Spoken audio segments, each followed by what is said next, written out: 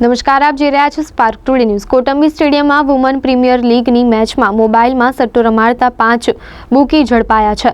રાજસ્થાન અને કોલકાતાથી આવેલા 5 બુકી ચાલુ મેચે મોબાઈલ ફોનમાં જુદી જુદી એપ્લિકેશનમાં સ્ટેડિયમમાં જ સટ્ટો રમાડતા હતા।